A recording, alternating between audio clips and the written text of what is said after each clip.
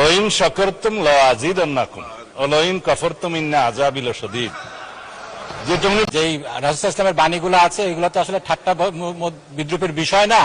এটা নিয়ে যদি ঠাট্টা বিদ্রুপ করা হয় তাহলে আসলে খুবই দুঃখজনক। এখানে কোরআনের আয়াত কোট করা হয়েছে লাইন শাকারতুম লাযিদান্নাকুম ওয়া লাইন কাফারতুম ইন্না আযাবি লাশাদীদ। ওনাদের প্রশংসা করলে ওনারা আরো বাড়ায় দিবেন, আর ওনাদের ইয়ে না করলে ওনারা আমাদেরকে পিটাবেন নাকি, এই ধরনের বোঝাতে যাচ্ছেন। এটা তো আসলে ভুল ব্যাখ্যা হচ্ছে, এটা খুব ভুলভাল বিষয়। এ ব্যাপারে রাসূল ইসলামের কঠোর সতর্কবাণী এসেছে যে এইগুলা বিষয়ে ঠাট্টা বিদ্রুপ করার বিষয় না। আমি মাননীয় প্রধানমন্ত্রী যখন ছিলেন আমাদের দেশনেত্রী বেগম খালেদা জিয়া, সেই সময়ের একটা জাস্ট খালি ঘটনা উল্লেখ করছি। সেই সময় শাহবাগের সময় কোরআন হাদিস নিয়ে অনেক বিদ্রুপ হচ্ছে, ঠাট্টা তামাশা হচ্ছে। সে সময় একটা চিঠি লেখা হয়েছিল, সেই চিঠিটা নিয়ে যখন আমরা গেলাম তিনি বললেন কোরআনের একটা আয়াত সূরা তওবার একটা আয়াত তোমরা যোগ করতে পারো না? কুল আবিল্লাহি ওয়া বিআয়াতিহি ওয়া বিরাসূলিহি ইস্তাহজিউন। এখানে তোমরা কি আল্লাহর আয়াত, আল্লাহকে নিয়ে, আল্লাহ রাসূলকে নিয়ে, আল্লাহর আয়াত কিনে তোমরা ঠাট্টা মশকরা করছো? তো এটার জন্য যদি তোমরা করো তাহলে তোমাদের অবস্থান হবে জাহান্নামে। এই জিনিসটা আমাদেরকে খুব সতর্কভাবে নিতে হবে। কোরআন হাদিসের ভুল ব্যাখ্যা, কোরআন হাদিসের এরকম অবমাননাকর কিছু বিষয়, এগুলো আমাদেরকে কোনোভাবে করা যাবে না। এটার ব্যাপারে আপনার দৃষ্টি আকর্ষণ করছি মাননীয় স্পিকার। ধন্যবাদ মাননীয় সদস্য।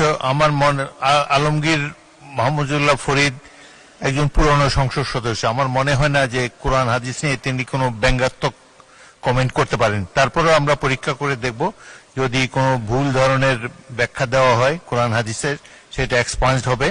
এবং কোরআন হাদিসের ভুল ব্যাখ্যা, বাংলাদেশ একটি মুসলিম প্রধান দেশ, এই দেশে কখনোই গ্রহণযোগ্য হবে না। পরবর্তী বক্তা জনাব সালাউদ্দিন আহমেদ, আপনাকে 1 নম্বর বলেছে, এটা আপত্তি আছে আপনার? বলেন, স্বরাষ্ট্রমন্ত্রীকে মাইক দেন। মানে স্পিকার, আমি বিতর্কে যাব না, কিন্তু একটা ভুল মেসেজ যাবে বিরোধী দলের পক্ষ থেকে যখন একটা অভিযোগ আকারে বা যে কোনো আকারে বলা হোক যে আমাদের একজন মাননীয় সংসদ সদস্য কোরআন আর আয়াতের ভুল ব্যাখ্যা দিয়েছে। আমি প্রথমে বলি, আলমগীর মোহাম্মদ মাহফুজুল্লাহ ফরিদ একজন মৌলানা, মাদ্রাসা পাশ,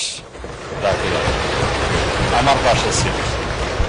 তিনি অন্তত এই উদ্দেশ্যটা বলেন, লইন শাকারতুম লাযিদান্নাকুম ওয়া লইন কাফারতুম ইন্না আযাবি লাশাদীদ।